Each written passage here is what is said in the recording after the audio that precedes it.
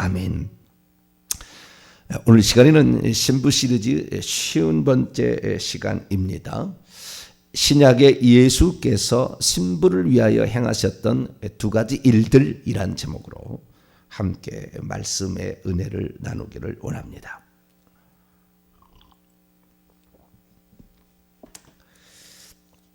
말씀을 이렇게 깊이 들어가면 들어갈수록 또 말씀을 알면 알수록 하나님의 일하심에 관하여 참으로 감탄을 하고 정말 놀라움을 이렇게 느낍니다. 구속자라는 예수 그리스도의 그동안에 들었던 모든 것들, 특별히 신학을 하는 사람들은 늘 구속사라는 말을 많이 들어요. 구속사. 성경을 구속사로 봐야 된다. 이렇게 많이 들어요. 보통 이제 성경을 구속사로 봐야 된다는, 구속사라는 것은 구속하시는 역사를 구속사라고 그럽니다. 그런데 그 구속사라는 관점으로 본다면 그 예수 그리스도를 우리가 구속사라고 그동안 얘기할 때는 다 대부분 구원하시는 역사, 하나님이 어떻게 인류를 구원하시는가. 구속사라는 것은 크게 두 관점이에요. 유대인들, 선민을 어떻게 구속하고 이방인들을 어떻게 구속하느냐. 그 구속이라고 할 때는 구원이라는 개념이에요. 근데 이 구원이라는 개념과 구속이라는 개념이 다른 개념이잖아요. 예, 구원하는 큰 개념 안에 하나님께서 구속사라는 방법을 쓰시죠. 구속하시는 일을, 구속이라는 방법을 써서 구원을 이루시는 거죠. 그러니까 구속사라고 했을 때에 구원하는 역사 이렇게 생각할 때, 구원하는 역사라고 보통 생각할 때 사람들은 어떻게 생각만 하냐면은 우리를 죄 가운데 마귀로부터, 지옥의 권세로부터 구출해 주는 것, 이런 관점에서 예수 그리스도께서 우리의 속죄양이 되셨다라는 관점으로 성경을 보는 거죠. 그래서 구약에 우리를 구원하실 예수 그리스도가 누구냐? 이분이 바로 유월절 양이다. 우리의 대속 제물이시다. 화목 제물이시다. 이렇게 이제 보는 것입니다. 그래서 그것만 보는 것도 엄청나죠. 예, 그렇게 성경을 풀어서 신약에 그분이 우리의 속전을 주러 오셨고 대속물로 주러 오셨다. 일찍 죽임을 당한 어린 양이라는 요한계시록에 나오는 말씀이 대체 무엇이냐? 이게 바로 유월절 양이요, 우리의 속죄 양이 되신다. 그래서 그런 관점으로 이렇게 풀어가는 것인데, 이 구속사라는 관점에 이 네 가지 구속자로서, 그분이 구속자로서 구약의 여호와고 곧 신약의 예수 그리스도니까 이 구원자이실 뿐만 아니라 구속자이신, 구속자이신 그분이 해야 될 네 가지 일이 있었다는 거예요. 그러면은 구속사라는 관점을 볼 때 그렇게 우리 죄를 위해서 죽으실 어린 양으로만 보면 안 되죠. 네 가지로 봤어야 된다는 거예요. 그 네 가지로 보는 이 성경책, 그런 역사를 지금까지 본 일이 없어요. 그런 책을 본 일이 없다고요. 이 네 가지 일이라는 것은 그 첫 번째, 우리를 노예로부터, 죄의 노예로부터, 마귀의 노예로부터, 어떤 그 지옥의 권세로부터 해방되는 이 측면에 대해서 많이 얘기를 했는데, 두 번째, 우리의 신부가 되신다라는 측면을, 그리스도가 우리의 신랑 되신다는 관점으로 봐야 된다는 거 아니에요? 처음부터 끝까지. 아담부터 시작해서 아담부터 우리의 영원한 신랑이 되실 예수 그리스도를 봐야 된다는 거 아닙니까? 그리고 우리는 그의 신부가 된다. 맨날 우리를 구속하실 우리의 그 어린 양, 그렇기 때문에 우리는 그의 죄인이다. 이런 관점에서만 볼 게 아니라, 종교 기획자들은 여기에 벗어나지를 못했잖아요. 우리를 죄로부터 구출하는데 믿음이라는 것, 그거 하나, 회개라는 거 들어가야 돼. 그것도 뺐고, 좌우지간. 처음에는 안 그랬습니다만, 좌우지간 이것이 믿음으로 갔고 예정으로 갔지만, 그게 아니라 그분이 우리의 신랑 되신다라는 이런 관점을, 그래도 좀 에베소서를 공부한 사람들은 그분이 우리의 신랑 되신다, 우리는 그의 신부가 된다. 아담과 하와의 관계가 에베소 5장 22절 이하를 보면 그렇게 나와요. 그래서 그 관점으로도 푸는 사람이 있어요. 그러나 구속사라는 하나님의 구원 경륜이 그 우리의 신랑 되시기 위함이었다라는 이런 관점으로 푸는 것이 거의 없었죠. 그것뿐만 아니라 그분은 우리에게 천국을 주시는, 하늘의 기업을 주시는, 기업을 되찾아 주시는 그런 분이기 때문에 우리의 잃어버린 기업이 뭔가, 우리가 얻어야 될 기업이 뭔가, 천국에서 우리가 하늘의 기업을 얻어야만이 구속사가 완료된다. 구속사라는 그 관점에 오시다면 우리가 천국에 들어가야 우리가 진짜 구속사의 완성을 이룬다라는 얘기를 또 얼마나 했냐 이거죠. 예수만 믿고 그냥 천국 들어간다고 적당히 얘기했지, 정말 우리의 기업이 얼마나 귀중하고 그 기업을 차지하기 위해서 우리가 어떻게 살아야 되고 광야 같은 이 세상에서 어떻게 살아가야 되는지에 대하여 적당히 별로 얘기를 안 한 거죠. 다 예수 믿으면 그냥 천국 응당 들어가는 줄 알지. 뿐만 아니라 우리의 원수를 갚아주시는, 우리를 노예로 만든 그 원수를 갚아주시는, 그 원수를 갚아주시는 예수 그리스도. 그래서 이 구속사는 관점에는 마귀를 멸하러 오신 예수 그리스도. 과거에 그래서 제가 청년 시절에 한국을 휩쓸 때가 있었어요. 하나의 유행처럼. 그게 뭐냐면 김기동 목사의 베레아였어요. 저는 베레아 공부를 많이 했습니다. 가서 베레아를 배웠다는 건 아니고, 공부를 많이 했어요. 책을 사다가 박스로 사다가 봤어요. 그리고 그때 당시에는 김기동 목사라는 이 베레아 사상이 이단은 아니었어요. 그때 당시에 조금 있다가 이제 이단 됐어요. 부흥되면 이단 되잖아요, 잘. 근데 그분이 엄청 틀렸어요. 항상 하나님께서 참 감사하게도 저에게는 뭔가를 공부를 해도 틀린 것을 정확히 알게 하셔요. 그동안 이렇게 삶이 그렇게 살아왔어요. 제가 이렇게 얘기하는 게 그냥이 아니에요. 귀신들 얘기하는 게. 그런데 그때 당시에 이 베레아는 저에게 충격적으로 다가왔습니다. 왜 충격적으로 다가왔느냐? 그동안에는 아까 얘기했듯이 우리를 죄로부터 구출하시는 구속사의 관점, 이 관점으로만 성경을 읽었었고 또 설교를 들어왔었는데, 그때 처음으로 하나님의 구원 경륜이, 마귀를 멸하는 경륜이 있다는 얘기를 처음 들었어요. 내가 그때 깜짝 놀랐습니다. 예수께서 이 땅에 오신 것은 우리의 죄를 대속하기 위할, 그분은 섬기러 오심이 아니라 섬기려 하고 도리어 많은 사람이 대속으로 자신의 목숨을 주려 함이라. 이 관점이 아닌 다른 관점이 하나 있었다는 거예요. 그건 뭐냐면 요한일서 3장 8절에 우리가 죄를 짓는다 마귀에 속하는 이 예수님이 오신 것, 하나님 아들이 우리가 오신 것은 마귀의 일을 멸하러 하심이라. 히브리서 2장 14절 말씀에 따라서 우리가 그분이 죄에 매여서 사망에 매여 있는 사망의 세력을 잡은 자를 없이 하시기 위해서 오셨다는 새로운 관점을 주었습니다. 그래서 우리의 인간의 구원만을 위해서 하나님이 온 게 아니라 하나님께서는 마귀를 멸하기 위해서 하나님의 아들이 마귀 때려잡으러 오셨다는 거예요. 귀신 때려잡으러 오셨다는 거예요. 예수님의 공생애를 3분의 1을 그래서 이 귀신을 이렇게 처리하셨다는 거예요. 깜짝 놀랐어요. 그런데 거기서는 귀신을 죽은 사람의 불신, 믿지 않는 사람, 불신자의 죽은 영혼이 임기를 채우기 전에 죽었을 때 그 기간 동안 귀신이 떠돌아다닌다는 얘기를 하는 우리나라의 고유의 귀신 사상하고 똑같이 맞물려 떨어져 갔어요. 완전 잘못된 거죠. 그러나 그들이 봤던 것은 구속사의 한 관점이었던 거예요. 마귀를 멸하러 오신 예수 그리스도. 우리의 원수를 갚아주러 오시는, 우리의 원수를 보복하시기 위해서 오신 예수 그리스도. 그런 관점을 처음으로 얘기했다고, 이분이. 그때가 제가 알기로 1980년도 후반대예요. 아주 우리나라를 휩쓸었어요. 그래서 그때 당시에 그 밑에서 배웠던 사람들이 한만영 목사, 이초성 목사, 또 우리 교단과 그다음에 순복음 교단 이런 사람들이 많이 가서 배웠었거든요. 그런데 그때 저는 제 스승으로부터 그 얘기를 처음으로 들었는데, 이거 성경을 우리가 마귀를 멸하지 않고는 우리의 구원이 어렵겠구나. 그 생각을 그때 하게 됐고, 그래서 귀신이라는 거. 그래서 제가 나중에 와서 제 성경책 한번 보십시오만은 제 성경책의 모든 귀신과 영은 다 보라색으로 다 칠해졌어요. 성경 전체가 따로 형광펜으로 다 칠해놨어요. 모든 것을 영의 관점으로 봅니다. 그래서 그 모든 성경책 다 제가 이게 다 꿰뚫고 있어요. 그런데 이 네 번째 관점, 그 관점이 아주 중요한 거잖아요.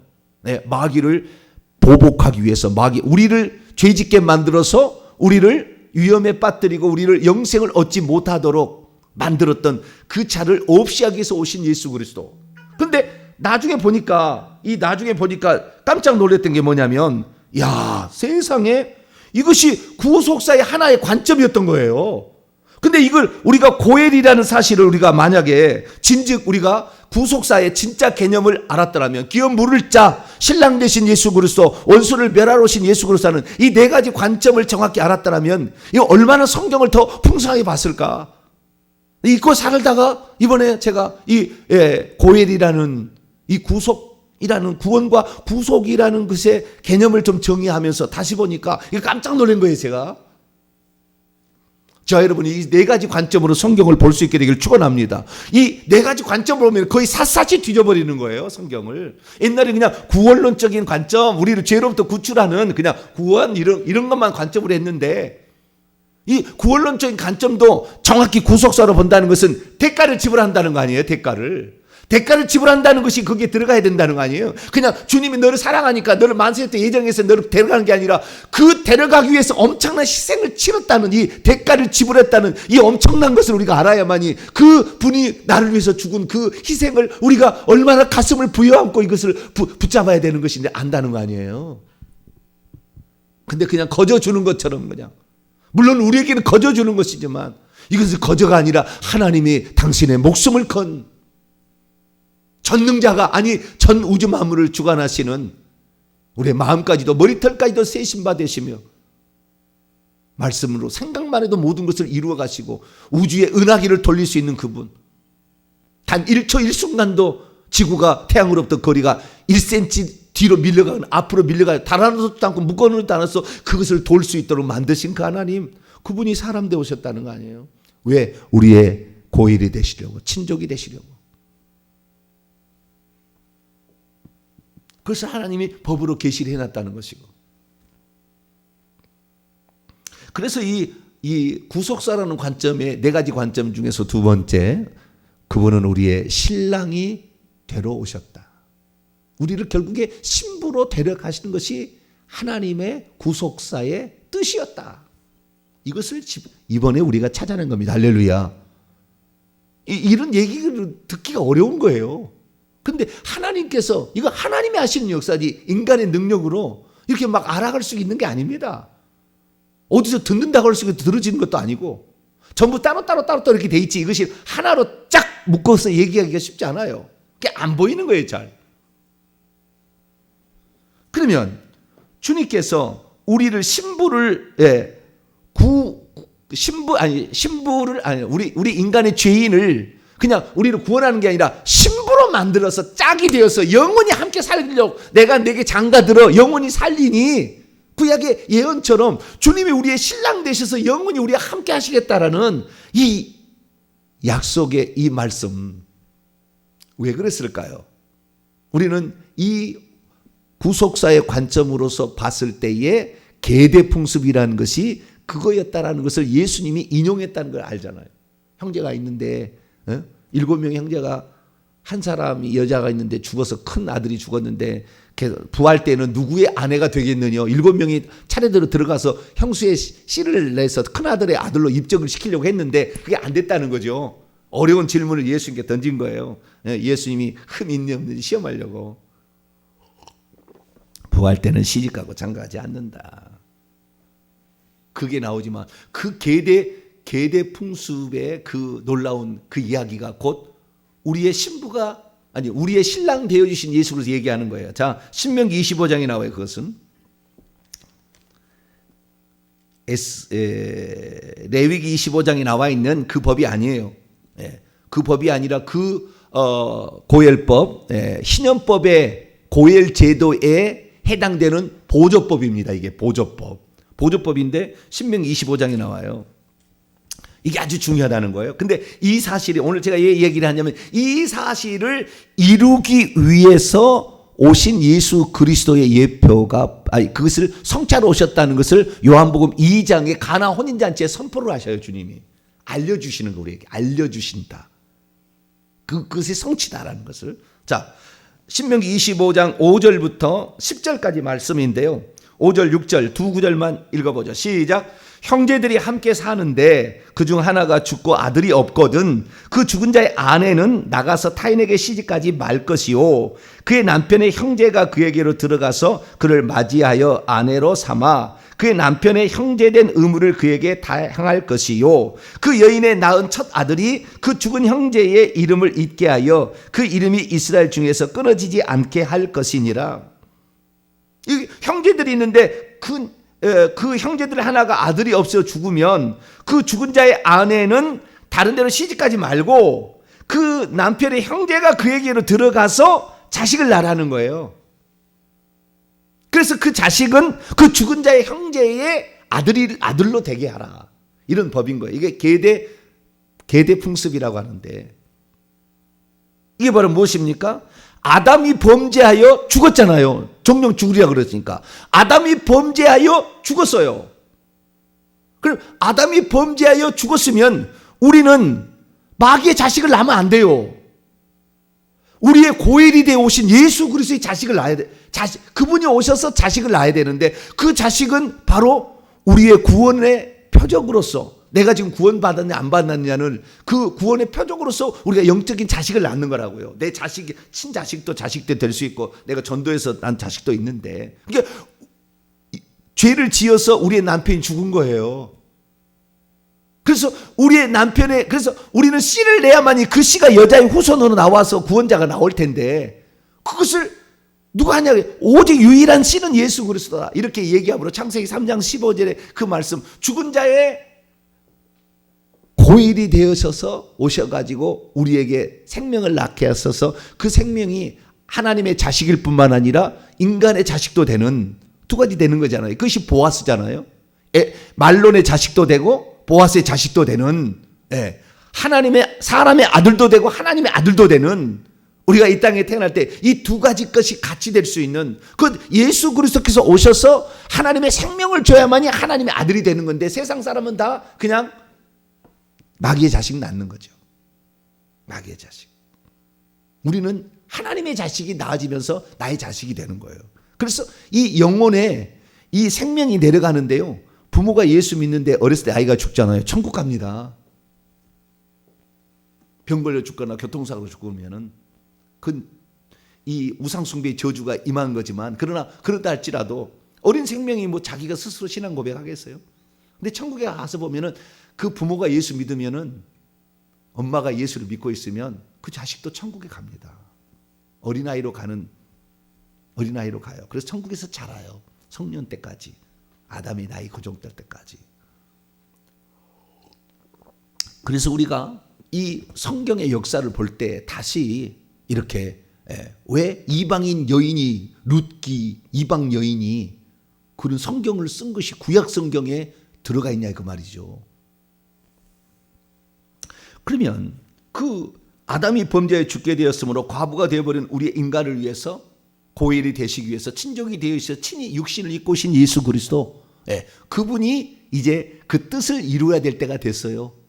그런데 이 예수님은 이 신랑으로만 오시는 것이 구속사가 아니고 우리의 죄를 대속하기 위해서 대속으로도 오셨잖아요. 그 두 가지 일이 차후지간 중요합니다. 네 가지 중에서 두 가지 일이 아주 중요한 거예요. 그 다음에 우리의 기업을, 그 다음에 마귀를 멸하는 이 네 가지가 계속 돌아가지만 앞에 두 가지가 중요한 거죠. 그래서 우리의 죄를 대속하시기 위한 고엘이 되어 죽으신 것은 지금부터 2000년 전에 십자가상에서 죽으신 거예요. 이게 우리의 고엘로서 값이 치러진 날이 십자가에 죽으신 날이라. 그걸 위해서 사람 되오신 거고 죽기 위해서 세상 죄를 지거나 하나님 어린 양이 되기 위해서 그분은 사람 되오신 것이고 그러니까 우리의 고엘로서의 그 값이 치러진 날이 언제냐? 십자가에 죽으신 거예요. 그래서 우리는 예수 그리스도의 죽음을 매우 중요하게 여기는 겁니다. 이 죽음이 없었다고 한다면 우리의 죄값도 없어질 리가 없어요. 죄가 사라지지 않는 거예요. 그 죄값을 지불하지 않았으니까. 그러면 우리 크게 봤을 때 우리의 구원도 요원해지는 것이고 뿐만 아니라 신분 못 되는 거예요. 우리는 과부로 그냥 살다가 마귀의 자식 낳다가 죽는 거예요. 예수 그리스도의 하나님의 아들을 낳아야 그래야만 이것이 다시 복락을 할 수 있는 기회를 주어진다. 이렇게 얘기를 했는데, 여자에게 책망할 때 하와에게.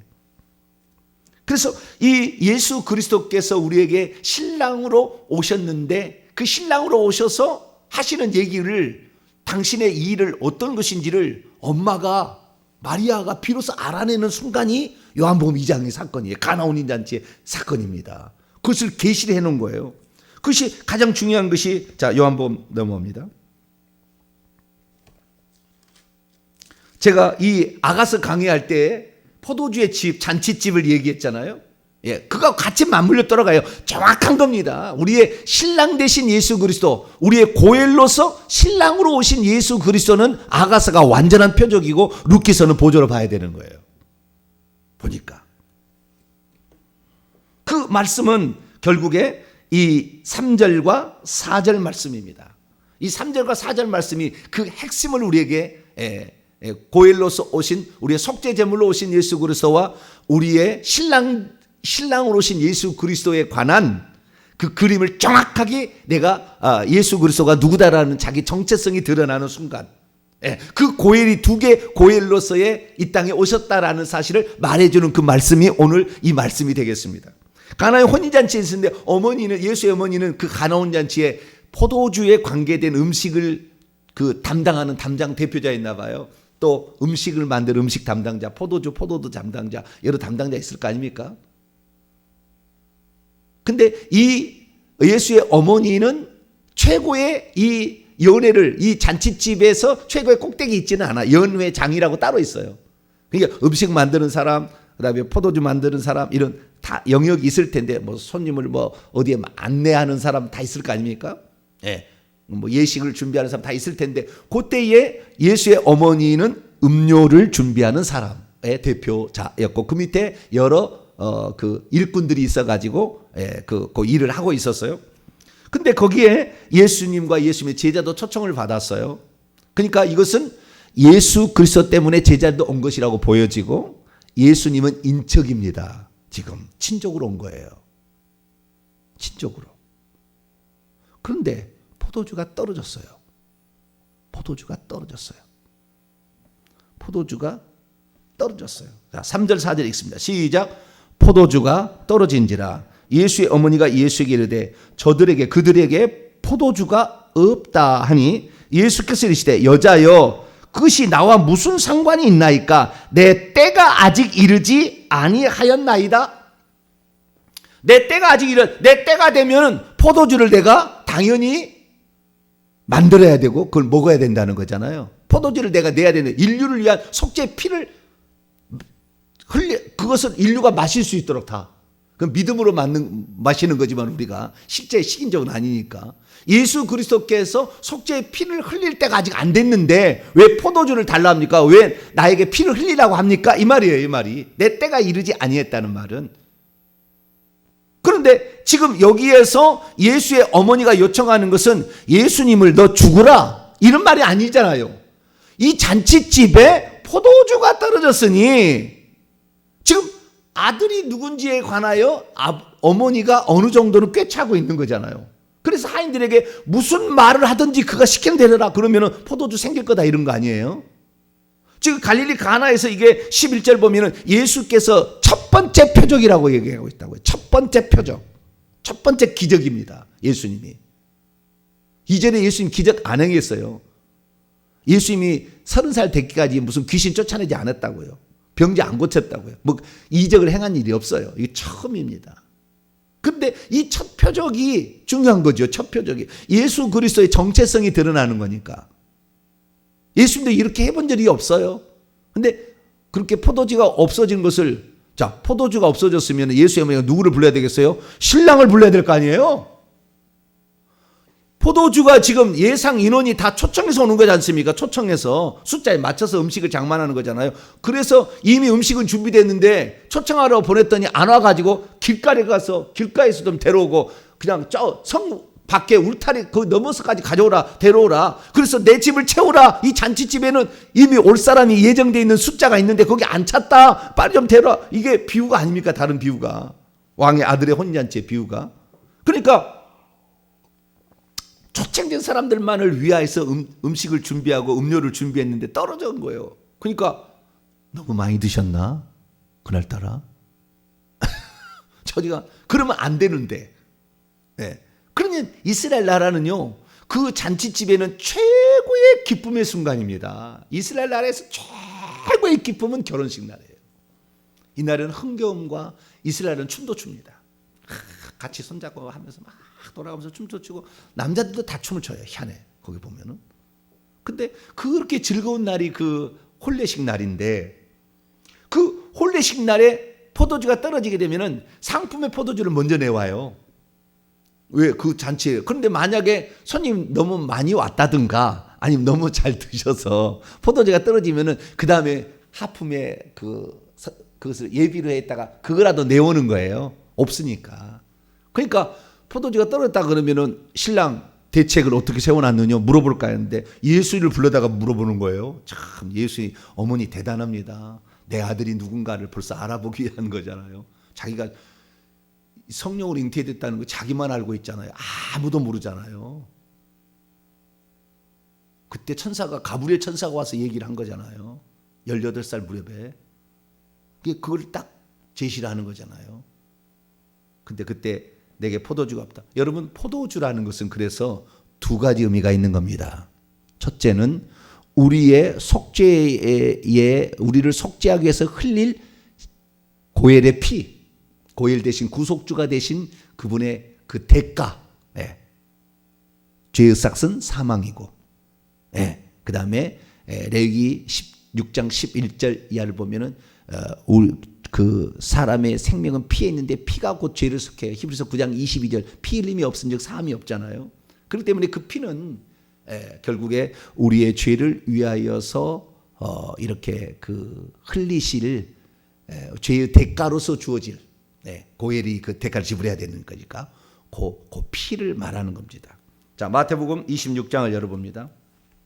예수님도 이 두 가지를 얘기해요. 이게 포도주의 첫 번째 의미고 포도주의 두 번째 의미는 혼인잔치에 기쁨을 주는 요소예요. 포도주가. 두 가지 의미가 있는 거예요. 근데 두 가지 의미를 정확히 예수님이 성찬식 때 얘기를 하셨더라고요. 성찬 예식을 유월절을 행하실 때 내가 유월절 양으로만 온 게 아니라 유월절에 흘릴 피만 온 게 아니라 양의 피만 아니라 내가 기쁨의 그 잔치에 신랑으로서 그 기쁨을 가장 큰 기쁨을 안겨드려요. 우리 인생에 있어서 가장 큰 기쁨은 예수 그리스도의 재림 때 있을 그 혼인잔치입니다. 천국에 들어가시면 새 예루살렘 성이 있는데 그 새 예루살렘 성 안에 나중에 천국에 가십시오. 영광의 광장이라는 게 있어요. 거기에 모든 구원받은 인류가 혼인잔치를 치르는 장소예요. 그 장소가. 근데 그 장소에 그 예수 그리스도의 재림으로 말미암아 한꺼번에 이루어지고 그 전에는 1대1로 지금은 먼저 죽은 자들이 있으니까 우주적 재림이 나중에 있고 개인적 죽음이 먼저 있으니까 개인적으로 우리가 그 예루살렘 성에 들어갈 때 천사가 우리의 복장을 받들어서 이 신부의 옷을 입고 그다음에 신랑의 옷을 우리는 예수님 보면은 신부지만 또 우리 남자일 경우에는 그 영국 사람과 같은 그런 자기를 받을 수 있는 그 옷을 입어요. 다 갑니다. 근데 이 두 가지의 포도주가 의미가 있다는 거예요. 나는 인류의 죄를 속량하기 위해서 오셨을 뿐만 아니라 나는 신랑으로서 너희의 최고의 기쁨을 주기 위해서 왔다 라는 것을 얘기하기 위하여 마태복음 26장 28절은 그 속죄를 위한 피요 29절은 혼인잔치를 위한 포도주예요. 기쁨을 상징하는. 좀 더 얘기하겠습니다만은 그 두 가지를 얘기를 다 하셨다고요. 자, 28절 먼저 읽습니다. 시작. 이것은 죄사함을 얻게 하려고 많은 사람을 위하여 흘리는 바 나의 피 곧 언약의 피니라. 우리의 죄를 없애기 위해서는 그분의 흠없고 점없는 어린 양의 피가 필요한데 인간은 모든 사람이 죄인이기 때문에 절대 그 피로서 우리를 인류를 구속할 수 없으니까 하나님이 우리를 구속하기 위한 흠없는 어린 양 유월절 양이 되시기 위해서 오셔서 피를 흘린다 이거예요. 곧 내일 이 일이 진행될 거다라는 거잖아요. 유월절 양이. 그래서 그 유월절이 내일인데 유월절 하루 전에 이 예식을 먼저 합니다. 그래서 친히 그분이 유월절이 돼버려요. 유월절 당일날이 당신이 유월절이 된다고. 그래서 물과 피를 다, 요한복음이 그 모든 특징을 신랑에 대한 예수 그리스도 아가서의 해설편이라고 그랬잖아요. 그러듯이 그 다 물과 피가 다 쏟았다 이렇게 얘기한다고요. 물과 피를 다 쏟았다. 19장에 넘어가면 다 이렇게 얘기를 하는데, 그때 그 속죄의 피뿐만 아니라 29절이 중요해요. 29절 시작. 그러나 너희에게 이르노니 내가 포도나무에서 난 것을 이제부터 내 아버지의 나라에서 새 것으로 너희와 함께 마시는 날까지 내가 마시지 않을 거다. 나는 이제 안 마신다. 왜? 그 혼인잔치의 최고의 기쁨을 안겨주는 바로 그 포도주라는 그 상징이잖아요, 여기서. 근데 그 예수님이 흘린 피가 그 의미까지 다 포함된 거예요. 기쁨의 최고의 잔치를 흥겹게 만들고 기쁘게 만들고 감격하게 만들고 그냥 벅차게 만드는 이것은 이 기쁨인데, 세상이 주지 못하는 그런 엄청난 기쁨을 안겨주는데, 그 기쁨을 위하여 주님께서 기꺼이 당신이 그 기쁨의 포도주를 주겠다라는 거잖아요. 두 가지 의미가 있는 거예요. 그러니까 시간적으로 재림과 초림을 따진다면, 초림의 예수 그리스도는 속죄의 피를 흘렸다고 한다면, 이 피가 결국에 나중에 2000년 뒤에 예수 재림할 때 기쁨의 포도주로 그때 내준다는 거예요. 그때 또다시 또 피를 고일로 이미 십장에 흘리셨지만, 실제적으로 신부가 되는 것은 재림해야 신부가 되는 것이고 죽어야 신부가 되는 거니까 우리가. 그래서 시간적으로 따진다고 한다면 2000년의 시간이 있는 두 번째의 포도주가 흘려지는 거 아니에요? 그래서 아가서에 우리가 그동안 공부를 했습니다마는 아가서 1장 2절 보면은 그가 내게 입맞추기를 원하니 참으로 내 사랑이 포도주보다 더 진하도다, 승하도다. 그 포도주를 그때는 속죄 피로 얘기하지 아니하고 혼인잔치를 위해 예비된 가장 혼인잔치를 빛나게 만들어주는, 혼인잔치의 그 기쁨을 가장 크게 가져다주는 요소로서의 그 얘기를 한 거죠. 근데 이 포도주가 성경에는 두 가지 의미가 있는데, 하나는 이것이 잠언서에 보게 되면 술을 먹지 마라는 쪽에 취해서 이성을 잃게 만든다는 쪽도 있지만, 시편 104편 5절 읽어보면 사람의 마음을 기쁘게 하는 포도주, 정확히 인간의 마음, 레바브 하트, 인간의 마음을 유쾌하게 만들어준 포도주라는 말이 나와요. 그것과 사람의 얼굴을 윤택하게 하는 기름과 사람의 마음을 힘있게 하는 양식, 이게 예수님이 우리에게 주시는, 고일로 주시는 세 가지 더 큰 의미인데, 그 중에서 포도주라가 나와요. 그러니까 우리 주님이 내가 너에게 이르는 말이 영이요 생명이다, 다 고일로서 주시는 거예요. 다 주시는 건데, 어쨌든 여기서 지금 포도주가 중요하니까 이 포도주를 주님께서 주신다는 말은 최고의 기쁨을 안겨주신다 그 말이에요. 자, 그러면은 아가서의 처음으로 이제 사랑을 하게 돼서 연애하게 될 때에 아가서 2장 4절을 보게 되면은 이 여인이 그러니까 처녀죠. 이 처녀를 신랑이 데려간 장소가 있었어요. 그게 바로 잔치집을 데려갔어요. 근데 잔치집 원문을 보면 포도주의 집이에요. 베트 야인, 야인의 집, 포도주의 집이에요. 정확히. 그래서 포도주의 집으로 데려간 것은 가나 혼인잔치에 들어갔다는 말하고 비슷하잖아요. 그게 성취가. 그래서 그때 그러면 그 포도주는 뭐냐? 예수님께서 그때 포도주를 가지고 내 사랑이 너의 깃발이 되겠다. 너의 깃발을 사여주는 거. 내 포도주를 흘려서 너를 승리자로 만들어주겠다. 마귀를 멸하고 사망을 멸하고 좌우지간 너를 노예 가운데 해방하고 뿐만 아니라 너에게 최고의 기쁨을 안겨주겠다는 그 의미가 다 들었던 거죠. 그때 포도주의 집으로 데려갈 때. 예수 그리스도께서는 우리를 위해서 그 희생을 하실 뿐만 아니라 우리의 참 신랑이 되셔서 너를 신부로 맞이하기 위하여 내가 지금까지 너를 기다리고 있었고 너를 이제 만났으니 나는 이것을 반드시 이룰 거라고 서약을 한 거 아닙니까? 깃대를 세워주는 거 아닙니까? 그날.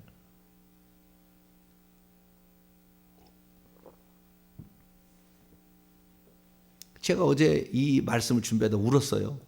왜 울었냐면 이것을 위해서 주님이 고일이 되신다 해서 대가를 지불하셨다는데 그 포도주는 무엇일까? 첫 번째 포도주는 피잖아요. 의미는. 두 번째 포도주는 무엇일까? 살펴봤더니 이사야 61장에 답이 나왔어요. 깜짝 놀랐습니다. 이사야 61장.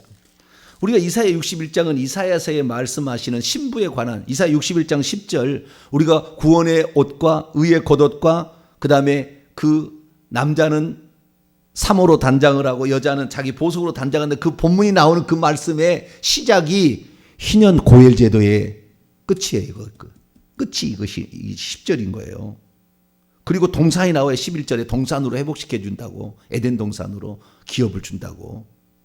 완전한 이거 고엘 제도를 설명하는 성경장이 이사야 61장인 거예요. 이사야 61장은 1절부터 보세요. 그 일이 언제 일어났는지 하나님께서 여호와의 영을 어느 날 이 예수에게 성령으로 기름 부음을 준다는 거예요. 그것이 세례요한에게 세례를 받는 거 아닙니까? 이제 그 일을 이루러 오신 예수 그리스도. 당신이 내게 세례를 베풀할 때 어떻게 내가 세례를 받아? 아니 이렇게 해야 하나님의 의를 이루는 게 합당하다. 해라. 이렇게 해서 세례를 베푸는데 그때 성령이 비둘기처럼 내려서 기름이 부어지잖아요. 근데 그 기름이 부어질 때 1절 보세요. 이는 여호와께서 내게 기름을 부으사 가난한 자에게 아름다운 소식을 전하게 하려 하심이라. 그가 나를 보내셔서 마음이 상한 자를 싸매어 주시고 포로된 자를 자유를 주시고 갇혀있는 결박된 자에게 석방을 선포하며 여호와의 은혜해. 이게 희년입니다. 그 중에 하나 중에 예수님이 성령 기름 부음을 받은 게 여호와의 은혜해를 선포하게 합니다. 희년을 성취하게 합니다. 우리 하나님의 또 보복의 날, 원수 갚는 날을 선포하는 거다. 이게 마귀를 보복한다는 말이잖아요. 보복하며 모든, 그 다음부터 중요합니다.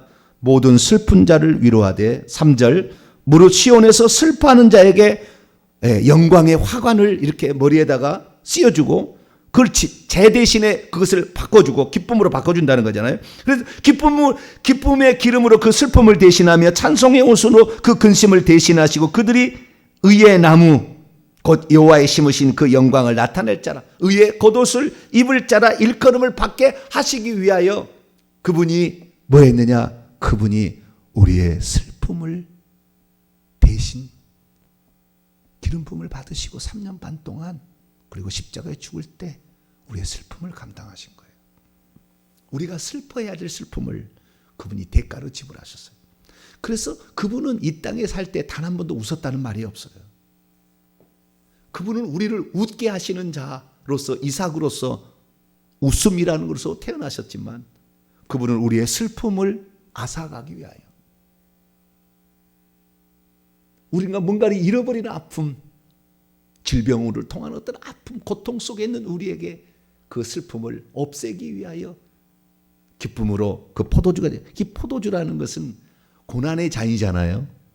죽음의 세례고 그 엄청난 고난을 우리 주님이 감당하시려고 스스로 고일이 되셔서 그 3년 반의 생일 동안 우리 주님께서는 나의 슬픔을 다 그분이 대신 가져가셔서 대신 울어주시고 예루살렘 갈 때 예루살렘아 예루살렘아 암탉이 제 병아리를 품듯 얼마나 너희를 품으려 하는데 여인들아 내가 죽는 것을 슬퍼하지 말고 저 나창차 이 내처질 그 어린아이들을 막 죽이고 할 그날을 위해서 슬퍼하라. 너희와 너희의 자녀들을 울라 말씀하시며 죽음으로 말미암아 죽어가는 나사로를 볼 때 눈물을 흘리시더라. 그 죽음에 매여 있어서 헤어나지 못하는 그 인류를 향하여 기꺼이 눈물을 흘리시고 이사야 53장은 넘어갑니다. 제가 이사야 40장에서 66장까지는 복음서라고 그랬죠. 이사야 53장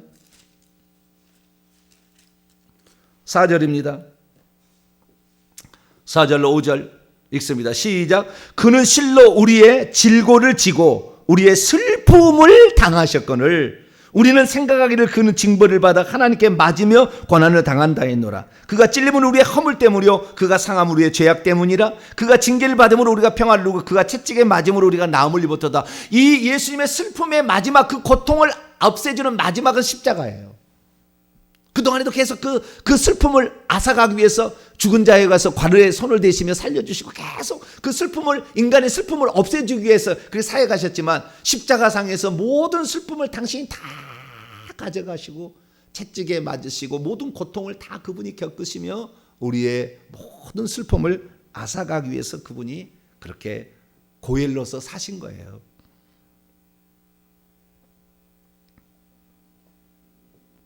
그래서 우리는 이 슬픔을 알아차기 때문에 요한계시 21장에 보게 되면 결국에 우리가 그 슬픔에서 완전히 벗어날 때를 새 예루살렘 성의 새 하늘과 새 땅에 그 상태를 말해주는 거죠. 그래서 이 요한계시록 21장 4절을 보면 모든 눈물을 그 눈에서 씻기심에 다시는 사망이 없고 애통하는 것이나 곡하는 것이나 아픈 것이 다시 있지 않은 완전한 상태, 최고의 기쁨에 그것을 위해서 기꺼이 당신을 슬픔의 포도주를 우리에게 대가로 지불하시는, 그래서 당신이 그걸 다 담당하시는 그 모습을 표현하고 있습니다. 오늘 우리가 항상 기뻐하라, 쉬지 말고 기도하라 주님 말씀하신 것은 우리를 그렇게 해서 다 감당하셨으니까 그분을 나의 고엘로서 받아들이게 되면 최고의 기쁨이 우리가 죽는 날 예루살렘 성을 입성할 때, 주님이 재림하실 때 영광의 광장에 가서 신부의 예복을 입고 그 앞에 참여하는 그 잔치가 될 거예요. 우리는 그 극도의 기쁨을 아직은 모르겠지만 천국에 들어가면 발이 땅에 안 닿을 정도로 기뻐해서 상상할 수 없는 기쁨 때문에 진짜 있네, 우리 목사님 말씀하신 천국에 진짜 있네, 와 이런 게 진짜 있다니 어떻게 이런 일이, 와 하면서 그 기쁨을 이제 만끽하게 될 텐데, 그 기쁨의 때까지 우리가 오늘 어떠한 어려움이 역경이 있는다 할지라도 절대 거기에 대해서 낭망하거나 실망하지 마시고 우리의 슬픔을 대신 짊어지시고 가신 그분 예수 그리스도, 두 번째 포도주를 우리에게 주신 그분을 잊지 말고 우리가 항상 희망을 가지고 기쁨으로 어떠한 일이 있어도 낭망하지 말고 끝까지 잘 인내하며 살게 되기를 간절히 바랍니다. 거룩하신 하나님 감사합니다. 신부를 취하기 위하여 기꺼이 슬픔의 포도주를 마신, 슬픔의 포도주를 우리에게 모든 것을 마셔서 없애시기 위한 그 일을 감당하신 우리 주님께 감사를 드립니다. 우리가 대체 무엇이기에 이 은혜를 베푸셨나이까? 우리가 평생에 잊지 말게 하시고 나의 슬픔을 없애기 위해서 고초를 당하시고 채찍에 맞이까지 향하셨던 우리 주 예수 그리스도로 말미암아 이 땅의 모든 슬픔들을 없애고 하늘의 기쁨들을 전달하며 그 기쁨을 맞이하고 그 기쁨으로 기뻐하는 우리 모두가 되게 해 주옵소서. 우리 주 예수 그리스도의 이름으로 기도하옵나이다. 아멘.